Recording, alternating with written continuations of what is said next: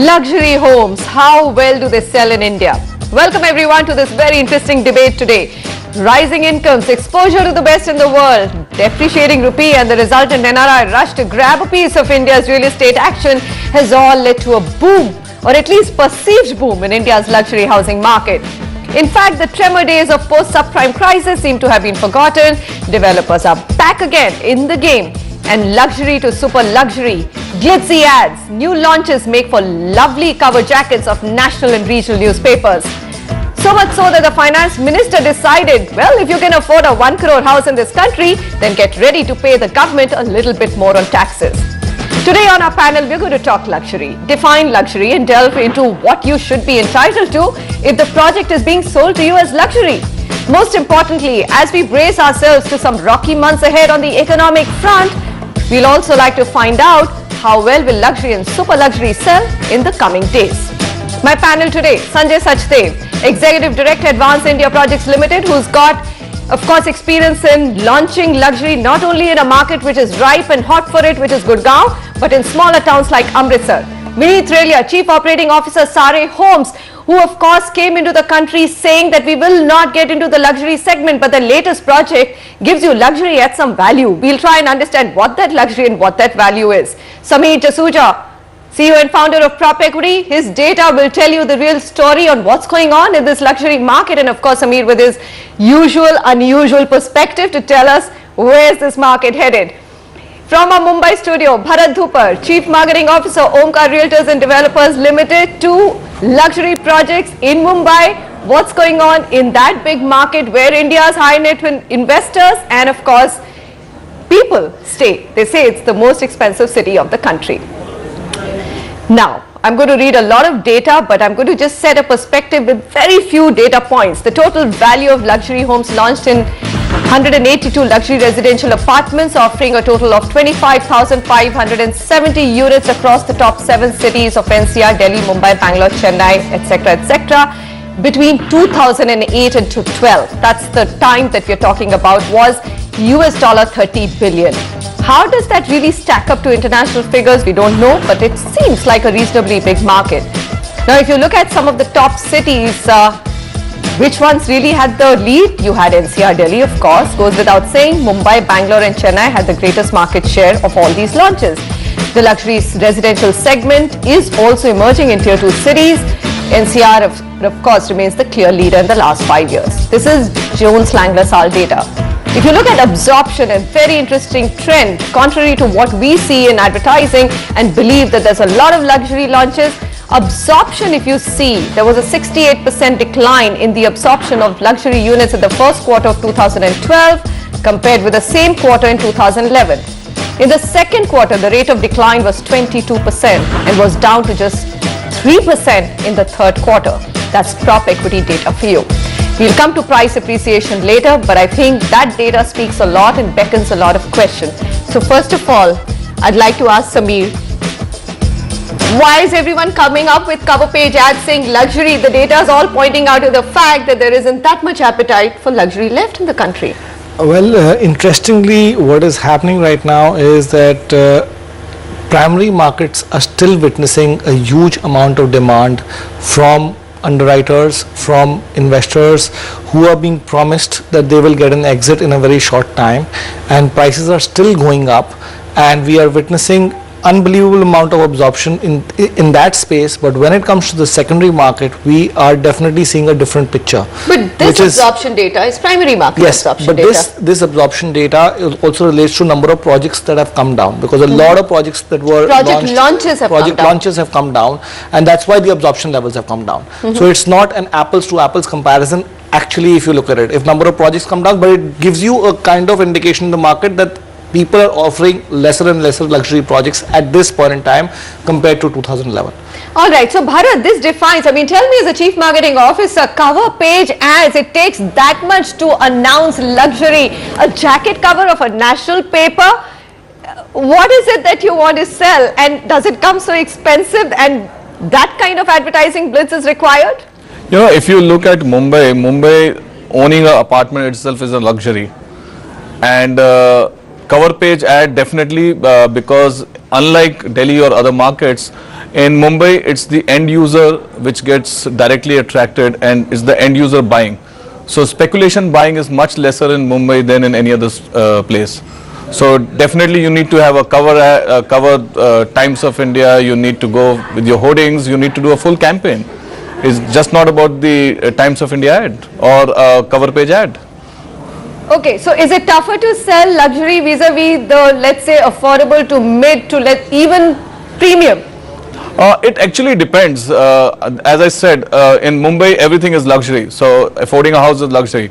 But if you look at it, if I was like we are coming up with a project in Worli, now there naturally I will not make an affordable housing. The land is expensive, the entire place asks for an apartment which has to be a luxury apartment.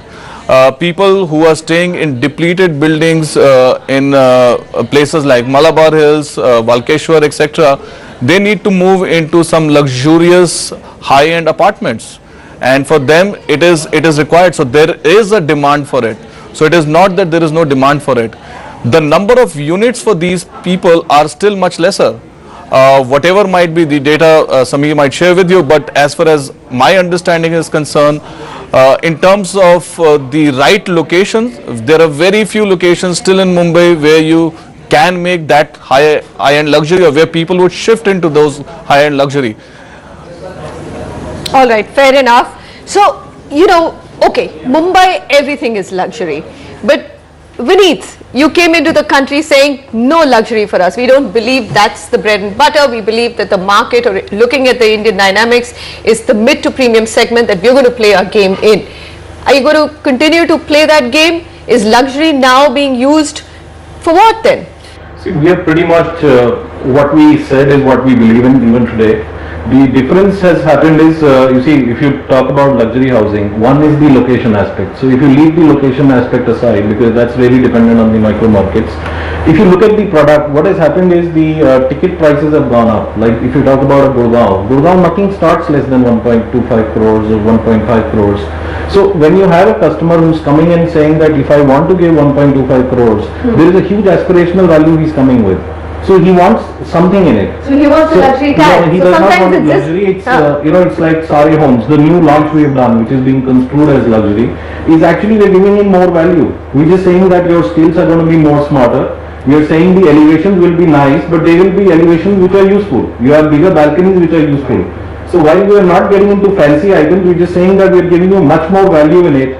And since the price has already gone up, so he's kind of happy in that value.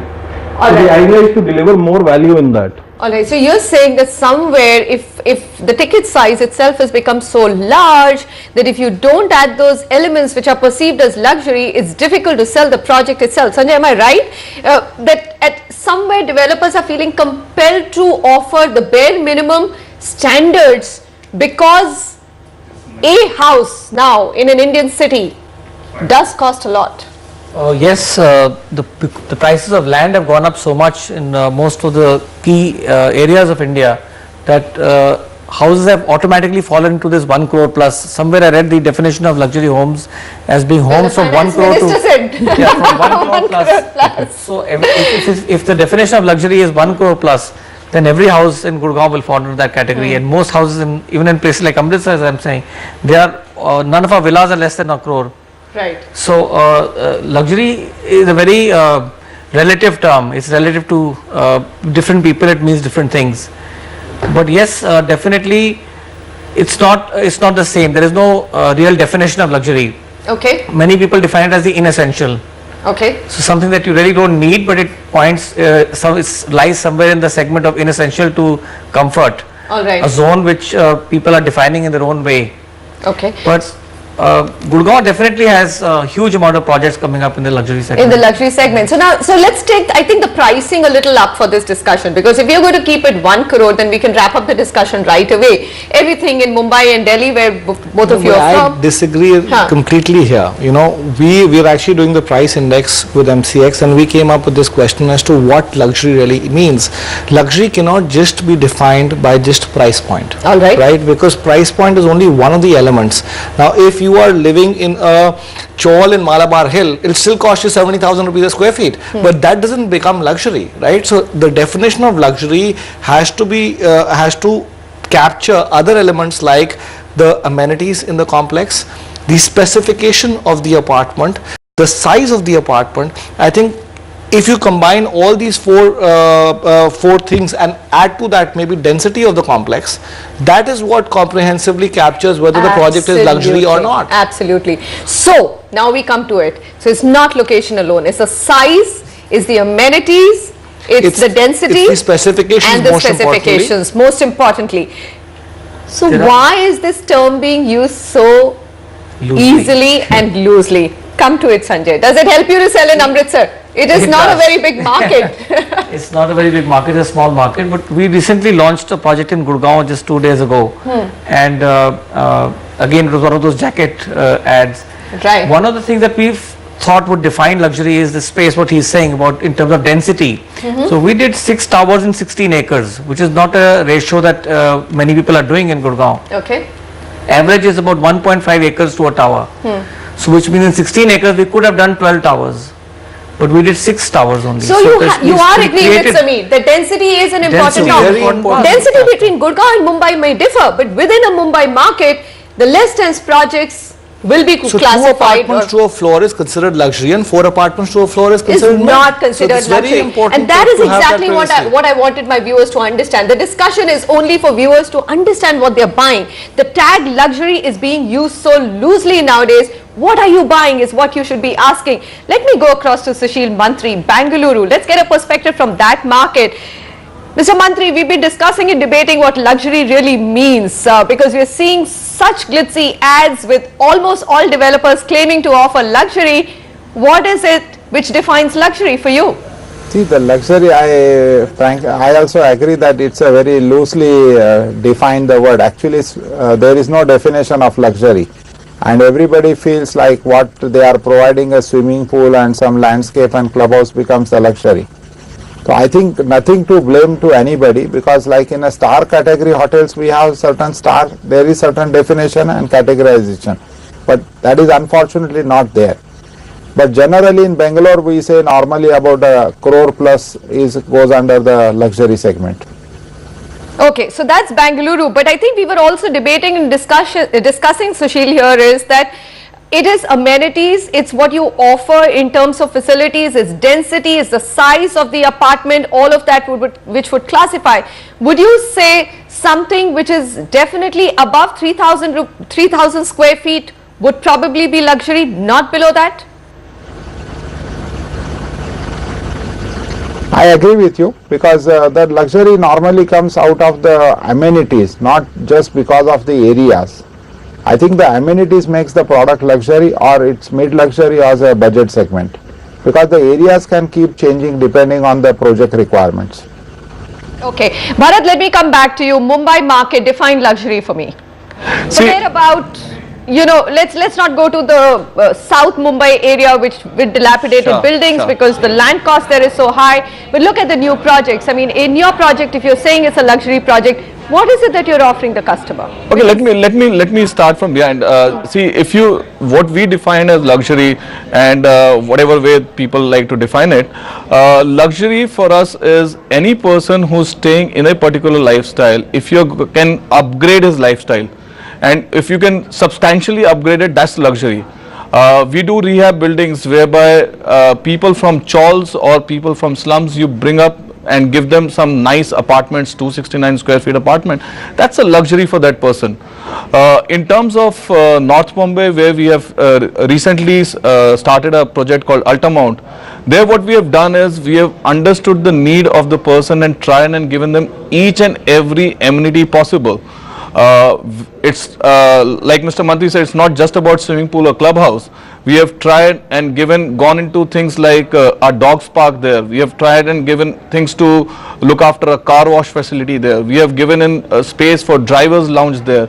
So we have added on amenities which we felt today a person needs it.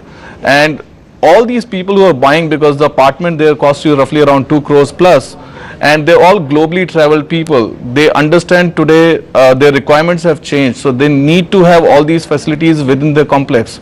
So it's once you enter a complex, you have almost every facility there. You really don't need to go out. So I think so that's it. It depends, you know, every place it's defined differently. All right, but this is a nice concept that, you know, you enter that apartment complex and your world is taken care of. You don't need to even step out, right? You go to work, come back, everything's taken care of. Is that luxury? Yes. Absolutely, that would be luxury. I can probably give you a closest definition to universal luxury. Let's hear that out. So according to me, luxury in India would mean minimum size of an apartment 2,000 square feet. So 2,000, not 3,000. I would say 3,000. If I'm 3,000. looking at a pan India kind of a situation, Yes. I would say 2,000 square Mumbai feet. too? I would say Mumbai too. 2,000 square feet, super area, so it gives you a 1,500 square feet carpet area. That's very tiny to define But luxury. because I'm keeping all tier 1 cities in mind, All right. right? I'm saying if you look at the specifications, at least imported marble, you're looking at modular kitchen, you're looking at automation, little bit of automation, you're looking at air conditioned apartments. Ideally, if you want to call that luxury in terms of specification, this is the minimum that I would want to classify as luxury. A clubhouse in a complex of minimum 15,000 square feet. All right. Can go up to 50,000 square feet, but minimum should be 15,000 square feet with the basic swimming pool, tennis court, gym, spa included, Okay. right? Then you come to the density, not more than 3 to 4 apartments per floor. All right. That is the minimum luxury. So two Maximum apartments will luxury, become super apartments will be- luxury. could go to super luxury, but would be ideally luxury. But I'd say minimum 4 apartments to a floor has to be there. Beyond that is not considered to be luxury. Then you move on to the complex, has to have at least 60 to 70% landscaping. So the overall area, So open 60 area, to breathing 70% space, open the area green. has to be there. 100% power backup and water supply is a given. And if there are some green elements to it, like rainwater harvesting and so on and so forth, that is an added thing to the project. But that is what I would comprehensively call as luxury in today's market. Sanjay, how many of your projects classify now as luxury? I think almost Is all of now them. what we need There to is a hear. segment that the luxury word caters to, and that segment I think is a little insensitive to the price tag. So beyond when you cross that 1.5 or 2 crore price tag, there is not that much of sensitivity to that. However, what I define as luxury is actually the entire experience of buying a home. So it's also what we call as peace of mind. We feel that luxury relates very essentially to this segment of people who buy luxury really want peace of mind. They don't want hassles, they want a delivery on time, they want all these facilities. It's like a given. It's like when a baby is born and you say he's got hands and he's got feet and he's got eyes. This is a given. So luxury has to have air conditioning. Then we it has don't to have all any these features. luxury projects in India. If delivery on time is the the most criteria, luxurious Sanjay. project of India has taken 7 years to complete. Everybody has had to Peace do of their own mind. interiors. They've taken 2 years. There Okay, is I no think peace they're of mind. going Peace of out mind. of the realm of the definable. So I agree with you, Sanjay. To a lot of extent, I think peace of mind getting delivery, the day it will happen, I don't even know whether the customer will ask for a luxury tag. He will just be so relieved, but that is a challenge in the Indian circumstances for many reasons beyond even a developer's control. Do you feel that you've been compelled to use that luxury term because there's so much competition with this genre now? See, first of all, we're not using that term there. Okay. We're still not using the luxury term. But, as Samir said, all the amenities, it's about the amenities. Like you have this particular profile of a customer who's like 1.25 crore plus. He probably, it's like a husband wife working or something. They want somebody there who's going to take care of everything from their mail to there's a consult sitting there. They want a coffee shop downstairs. So these are certain things which are becoming mandatory, which the customer is expecting. Okay. Like VRV air conditioning. This is the first time we have gone ahead with VRV air conditioning. We had never done it before any of our projects. But now you had to do But it. now we had to do it because the Right. price points have reached a certain stage that the customer, when he comes, he's going to see competition is like, you don't have VRV. He says, yeah, you're giving me less value, Okay. right? You know, So I this have is to such give an you interesting maximum story. value to it. So that is why VRV air conditioning, and regarding things like greens, you see 70% is anyways mandatory. Green has to be given. Rainwater harvesting is mandatory. Okay. Plus all, like for example, for us, all our projects are now pre-certified on gold certification. So all that is a part of the culture which is anyways coming in there. Into it. Okay, so the sense that I'm getting is that if you're a city dweller and you do want reasonable living, I'm not talking about big living, but just basic good quality living, that of course is becoming part and parcel of moving up the ladder. I think luxury will just have to come as a tag for any home that you buy. We're going to come back and look at the fact whether luxury is worth investing in, because yes, if you have to live in, you will look at all the specifications and buy something that suits your needs. But does luxury sell or resell, and how much money does it make for you? Or should you just be safe and play around with the mid to premium segment? That's in a moment.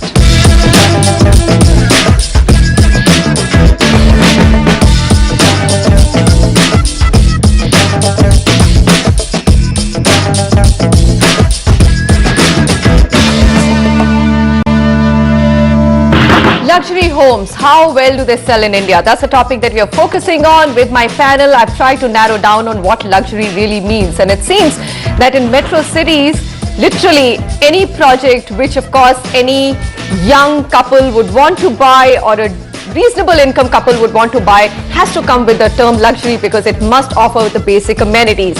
Now let's delve into the fact of what's really happening in this market. Are developers launching enough units? We've just found out and looked at some data which says absorption has gone down, because launches of what you really term as luxury has actually come down in the last year. That's 2012 vis-a-vis 2011. Let's just look at now some of the price points as well, or the launches. Now Bengaluru, 2011, 7,200 units in the luxury category were launched. They went up to 7,839 in 2012. Chennai saw a huge dip, 6,300 luxury homes down to 3,729. A market like Ghaziabad went up, more than double, 1,244 to 3,486. Gurgaon, 8,312 to 17,887. Hyderabad, Mumbai, all these figures are now going to come up on your screen. But it's a very mixed bag. Not able to make out the trend in terms of which are the markets where really the launches of luxury projects have gone up because developers have wanted to launch more luxury projects, or is it that the classification has just shifted because the prices of homes have gone up, Sameer? Yeah, am I right? I think Gurgaon just seems to be a story of the prices have spurted so much that, you know, from 8,000 to 17,000 units now being classified as luxury. Absolutely. So these trends are probably indicating more with respect to pricing and not with respect to just pure luxury as we've defined it as amenity specifications. Of course, if you look at cities like Gurgaon with large apartment complexes, most of these projects do offer such amenity specifications as would be classified in luxury, but if you look at Mumbai or Chennai, may not be the case. So tell me, is the appetite for luxury growing? Sanjay, you talk because you've got a experience of Gurgaon, which is the hottest market for luxury, big appetite, and Amritsar, which is a small town. We had, our launch of the luxury project is less than 48 hours old actually, and the last 48 hours we've received over 700 calls. The funny thing is, who is buying luxury? One of your questions was that who is buying? It's mostly the DINK category, the double income, no kids. Oh, maybe with kids, out of but the double 700 income, people, definitely. well, out of the 700 people who called, almost 500 of them were young couples who defined their segment as both husband and wife working, and they wanted to buy a product which gives them a luxury product which they were defining as where they don't have to bother about most of the facilities are taken care of. And that's the segment that's buying. So it's not really the Aurangzeb Road resident who's moving into these. Also wanting to show off to their peer circle. The aspiration levels are highest in this category. It is not the Aurangzeb Road person who's the actual luxury affording category. They are not moving into Gurgaon, into these sectors. It is the younger generation which is in the I would say the 30 to 40 age group bracket, which are the ones which are affording or redefining the concept of this luxury. At that rate, 20 to 40, look at our demographics of this country. You should be in the luxury market. You're playing the wrong game. No, I think we're absolutely in the right game, and like I said, luxury is also, these guys are looking at value also. There are luxurious projects where this particular profile does not go to. There are a huge number of projects, like projects which have golf courses attached, or even when you talk about Are Amritsar. you worried that you buy luxury but you can't sell it again? It's maybe for end use it's a good decision, but for an investment it's not? No, I wouldn't say that. Because you had a large breed of investors who have been investing in luxury also. But even if you look at the recent past in Gurgaon, again, you had these two huge launches of luxury, but I think it's that particular set of customer which is moving around these luxury projects. You don't really go out and appeal to this huge mass base which is the DIN crowd. Okay. When you really go super saying luxury, you're dinks limiting buy your luxury. market. You're saying dinks don't buy luxury, they want value. Okay, They want very value, interesting point. yeah. Okay, Bharat, come in here. Tell me, luxury market in Mumbai, how's it doing? Is it slow? Is it fast? Is it something that you don't have to struggle with or worry about? No, it's like a pyramid. The way you move up, you're naturally the number of people reduce down there. But having said that, so does the number of projects. Now, for example, as I gave you example of South Mumbai again, there the number of projects, luxury projects are also less, and so are the number of people buying it. In North, you will have more launches, but there the ticket size and the apartment size would also be lower. But definitely all of them are wanting facilities. And today also what happens is the land cost is so high that adding on those few facilities do not cost you that much on your pricing. So eventually you provide them with all those facilities, and it is important to provide because these guys today want to have all those facilities. Otherwise, it's a no seller. Okay, Bharat, you've actually, come upon a very interesting point. If I look at the data as well, the difference in the cost of constructing between mid-end to high-end apartment and a luxury apartment is less compared to the premium that can be obtained from the sale price of such properties. It is 30 to 40% more expensive to build a luxury residential project instead of mid to high-end project, while the sale price of a luxury project is 60 to 80% higher. Of course, this is secondary sources. I read it somewhere, but it just caught my attention. Sushil Mantri, is that correct? It's, what Bharat said, add those amenities, land prices have gone up so much, why not call the project luxury? No, see, luxury, I think there is no fixed definition. I think that generally in Bangalore, anything above 1 crore we put it under luxury category, and that is not on a scientific basis, it is an industry norm. And I think each city to city this luxury figure can keep changing. There is no specific fixed set of rule that which defines this is the luxury and this is non-luxury. Is luxury selling better than Hello? mid to premium segment in Bengaluru? No, I think the mid segment is selling better, but every mid segment project also nowadays have a fashion of calling luxury.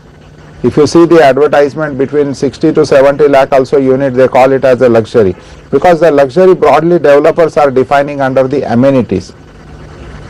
So I think the luxury word is very commonly used for all the segments now. Okay, I think that's what the panel is concluding too, that luxury is getting very loosely used, but then it's probably a pull factor, not just a push factor. I think the customer who has to cough up 1 crore plus, which is becoming a norm rather than exception, is expecting all of those things. Okay, just looking at the price appreciation, and I'm using some data here, Cushman and Wakefield, Gurgaon saw 35 to 42% appreciation in 2012 in high-end luxury projects. Mumbai witnessed appreciation of 3 to 7%. Now, these two markets, and Bengaluru was somewhere in the middle here, but again, not those great appreciations that one would expect. Like, if you're buying something in the luxury category, why not at least expect a 14% appreciation? So what's going on, Samir, in terms of appreciation of this market? It's not a sure shot appreciator. Right. See, first of all markets now, as we speak today, are a function of demand and supply. If you have an oversupply in a particular segment, you're not going to witness too much appreciation. The second important factor is how much the prices have already appreciated. So a classic example is now today Delhi. It's a luxury market. The prices have gone up through the roof over the last 3 to 4 years, and now whether it's luxury, mid, whatever you want to classify it, is down 20-25%. So I think you have to keep both the factors in mind to define whether prices are going to go up or not. So you're saying at some point even luxury becomes meaningless. Yes. It becomes so expensive it outprices itself. Absolutely. But having said that, if you compare apple to apples and you were to have a project which was luxury sitting right next to a project that was not luxury, the probability of the luxury project not appreciating more than the non-luxury project is much lesser. Okay. So there is more demand for luxury. Luxury would appreciate premium much to luxury, more. You're saying premium to luxury would appreciate much more because there has not been enough supply in India with respect to luxury projects. Over the last 50 years, we've been building affordable projects, mid-level projects. It is just recently that developers have started to launch projects with the right amount of luxuries in it. And I think there is a mismatch. So if you've noticed, price price appreciation trends also over the last 5 years, maximum appreciation has happened in luxury. But in some micro markets, they've gone through the roof. And that's why now you're seeing muted appreciation or no appreciation whatsoever. All right, I think we're going to conclude this discussion here with what Sameer has said. Luxury also has to be at the right price. Beyond a certain price, it doesn't make sense to buy it, and it becomes a very dangerous game. Having said that, everybody is expecting, at least the new age buyer is expecting that bare basic minimum luxury when they buy a house, and it's becoming almost necessary for the developer to make those offerings or make sure that all those amenities are included. Density, specifications, those are the things that one has to keep an eye on, and of course hope that you're buying the right product. Another big buzzword, green. Just almost every project is green. Why is it green? And when you're buying a green home, and if you're being asked to cough up some extra money, what are the questions that you should be asking? We're going to come back. Some of our panelists are going to change. So I'm going to thank my panel here. Sanjay, thanks very much for joining in. Vineet will continue to be with us. Bharat, pleasure to have your views on the Mumbai luxury market. Sushil, we'll hear some more from you when it comes to green, and of course bust some myths here as well.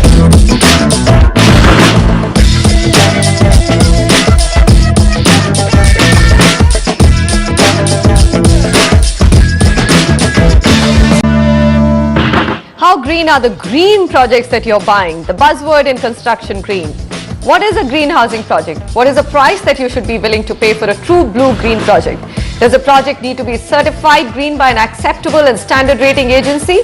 What code is acceptable? We're going to ask these many questions in today's discussion on green homes, because statistics forecast that green buildings are gaining momentum and could account for 20% of all construction by 2030 in the country. We are joined with by, of course, very special guest now, Dr. Pradipto Ghosh, Distinguished Fellow, Terry. Dr. Ghosh, thanks very much for joining in on this discussion. Gaurav Monga, Promoter and Director, Eco Homes Construction Private Limited.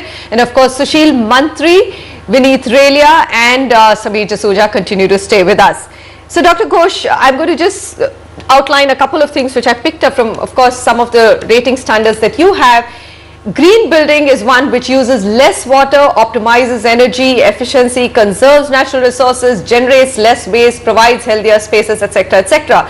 If you look at tangible benefits, energy savings of a green home must be 20 to 30%. Water savings should be 30 to 50%. Intangible benefits, enhanced air quality, excellent day lighting, health and well-being of the occupants, and of course you should be willing to pay incremental cost of 5 to 6% and pay back 3 to 4 years. That's what I've read mostly, but is that what you would classify as green, sir? Well, the specific requirements for a green building as per the requirements under the environmental regulatory system, which closely follow the GRIHA system, that lays out a number of criteria with respect to energy, with respect to waste management, water harvesting, wastewater recycling, insulation, and so on. And of course, and external lighting and landscaping and several other things. So there are very specific requirements, but broadly the numbers that you give are the range of the benefits that one would expect to see in a properly constructed and maintained green building. So the number of ads that we see, Professor, that they're like green so-and-so project, green so-and-so project, there doesn't seem to be a standard. Are all these people coming to you for a certification, or is this term very loosely used? Well, there is a legal regulatory requirement that buildings with an activity area of 20,000 square meters and above must get mandatory environmental clearance based on a technical manual, technical guidelines issued by the MOEF before they can start construction, and that these requirements are part of the building plans which are to receive clearance from the municipality. In addition, there is a GRIHA system, there is LEED. LEED is of course an international system. GRIHA is a system which has been developed specifically for Indian conditions. But the point is that a building which does not require environment clearance, that is maybe with an activity area of less than 20,000 square meters, for example a private home, can still get the GRIHA certification. Can still get the GRIHA certification. All right. So Gaurav, explain to me, I mean, do you necessarily go for any of these two big rating standards, which is IGBC, Lead India or GRIHA, before you certify your home as eco homes or green homes? Not really. We have an internal system of self-certifying ourselves and making sure that we follow the norms required for the building truly to be eco-friendly. Our projects are in general a little smaller than 20,000 square meters, so there is not the requirement to go to MOEF for the environment clearance, but we haven't yet gone to a rating agency, which we will shortly. We'll start doing that. Okay, so that's what I worry about, because I know that CSE's job is to poke a lot of holes in a lot of things, but they are truly somebody who keeps us very active and asking these questions. They say that this aspect of green is most opaque part of rating system in India. Although there are rated buildings, there's hardly any information available on their actual greenness in terms of specific design measures to reduce energy consumption, water consumption, waste, etc., or even recycling. Sushil, are we using this term too loosely is what my concern is, because in the coming days and years, this is going to be a very powerful term and an extremely necessary term. So shouldn't we be paying more attention to who's using this green terminology? Definitely. If you see the European countries, I think the majority going with the green, and definitely that is the good for the country, because today the green is, I would say, maybe 20% buildings, good buildings are coming out with green, and customers are also becoming more environment friendly, or environment awareness is increased to a great extent. And these green initiatives are definitely helping the developers to think towards that, which is going to create a more sustainable buildings, because the savings are quite a lot. Only because the residential building, the capital cost goes up, and which is not reimbursed by the customers. I think few developers are hesitating, but it's a matter of time. But commercial building, I think majority of the developers have already shifted to the green buildings, because they are owned by them, and there is a huge benefit in maintenance when these green buildings are there. Okay, so Vineet, there is a basic green, which if you have a project which is more than 20,000, and then you have to get the Ministry of Environment clearance, which will certify you as green as well. But is that enough? No, I think first of all, the MOEF clearance does not certify you as green. These are only certain basic requirements which do not really classify even as a silver or a gold or a basic green certification. So what you need to do is, I think like for example at SARE Homes, we started this initiative last year. So all our projects, when they are in the design stage, we have green consultants helping the architects to achieve the certain point system. Post that, we go for a pre-certification through IGBC.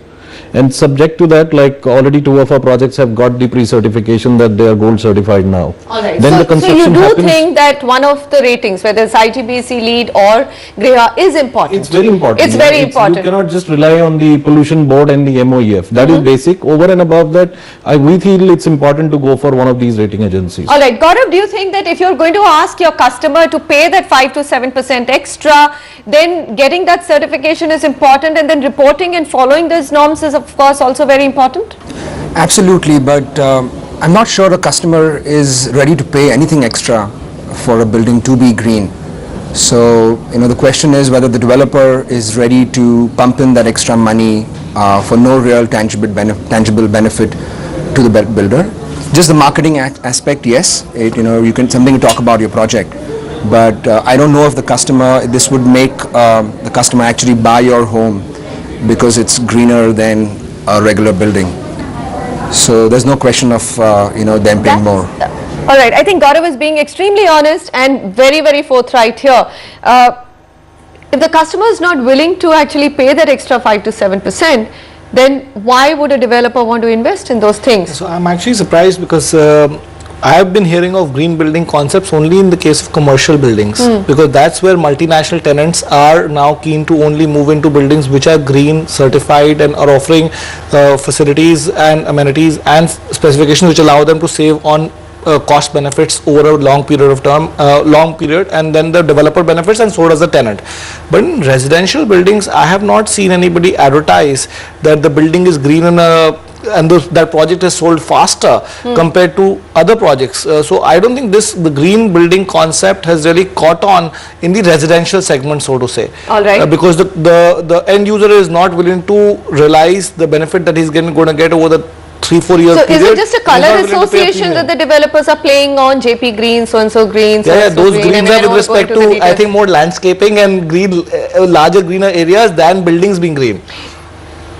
Dr. Ghosh, do you disagree that customer is not willing to pay extra, or do you think the customer is ready to pay extra if you can? Educated enough right now on the green concept. Well, let me put it this way, that I personally have built my personal house, which is ready now for Griha certification. And I propose to apply and get. I'm very sure that I'll get Griha certification. So I, have preferred to put my money where my mouth is, and I think that there are many other people, in Delhi, in the NCR, who certainly, given the option, would certainly be willing to spend the extra money to get a green building. So you're saying it's a small but growing population, very small, but still. Well, I'm a little surprised at the statements made by the real estate, professionals, because. When they do advertise that a building is green, the customer is not a fool. The customer knows that your green building actually means more than just landscaping. Right. Okay? And they would be looking for these attributes. And if they don't get these attributes, then I think that they would be disappointed in the product, and they probably would not go in for the product. So, I'm a little surprised by what they say. That the customer does not care for a building which is environmentally sustainable. No, they didn't say that they don't care for it. They're saying they're not necessarily willing to pay extra for it, Dr. Ghosh. I think that's of course they're very conscious, but are they willing to pay extra for it? Sushil Mantri, wrapping comments from you. Do you think that today, even though there is growing awareness, it's still difficult to get the customer to pay in an intensely competitive environment where he's already reeling with the increase in house prices, that extra 5 to 7%, promising him the actual green as certified by Griha or LEED? See, basically we have done 2 projects with green. One is platinum and one is gold rated. But no customer are willing to pay more in spite of explaining all the advantages to them. We have seen in the commercial building, the tenant demands, and that is how the majority developers are shifted to the green building. But residential, nobody prefers to pay anything extra, because it's just treated as a normal product. Developers are using just as a marketing tool. Okay, but would let's say a developer like you now want to do it? It is a cost, but just looking at what it holds for the future of, let's say, a population of a country, are you thinking of going more and more green in the actual sense with your projects? Yeah, absolutely, because as a responsible citizen, we thought that all our developments will be going to do the green, not necessary platinum. We decided that we'll go for gold rated buildings in future for residential also. But because your question was whether people are willing to pay more, I don't think people are willing to pay more for that. People are willing to pay more. Okay, that's. You see, there may be an issue of consumer awareness, but I think there are an increasing number of consumers who are actually visiting homes which are green and seeing and talking to the owners and seeing that, that the homes are actually much better, much more livable, much more comfortable, that they are secure with respect to water, that they are secure with, that these are very energy efficient, they see the electricity bills coming down. And I think that, that with this exposure, there would be increasing awareness among consumers also over time, and thereby the consumer demand for this should also increase. Okay, I'm very glad that SARE Homes is following it, because if I look at the figures and the MMR, this of course includes the commercial and office space buildings where of course the maximum demand for green is. MMR has IGBC LEED 44 certified projects, Chennai 21, it comes number 2 as a city, Pune 18, Bangalore 17, NCR 10, Samir. I really think that, knocked me off, that figure completely knocked me off. This includes commercial. This includes commercial. NCR and I'd just has like the to total. add that, in these cities there are over 300 to 500 projects being announced every month. So do you think that it's like literally now the developer which has to take charge of the green agenda, and it's like 2 ways you look at it. Almost like a CSR do it, Vineet? Well, I would say it's purely a CSR, also from a sales perspective. You see, when you're talking about it, you're saying that does the customer give me 5-6% extra? You might say he's not giving me anything extra, but for example, when we launched our first green project in Ghaziabad, so we said, guys, Ghaziabad, it's a polluted place, here's something green. environment is protected, it's going to be certified by IGBC. It does help the decision shift in our favor. It does. Okay. You see, so it's not about only charging extra.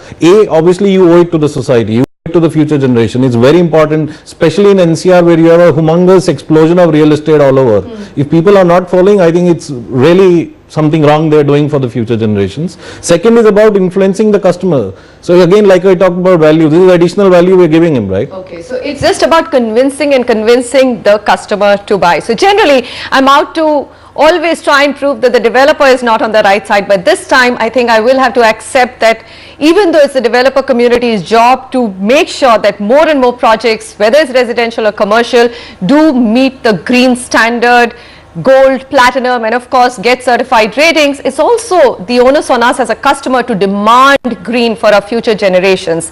Thank you to all the panelists. Dr. Ghosh, thanks very much for joining in. Vineet, Sameer, with your interesting perspectives. Sushil, Mantri, always a pleasure to have you and hope to see more of you on the show. Gaurav, all the best with your Eco Homes project and your endeavor to deliver actually a green product to the customer. Thanks to all of you for joining me on this very interesting discussion, a combination of luxury and green, but green of course makes me feel a little bit better that that's what we should be demanding from the developer and be willing to pay that 5 to 7% extra. Goodbye from me.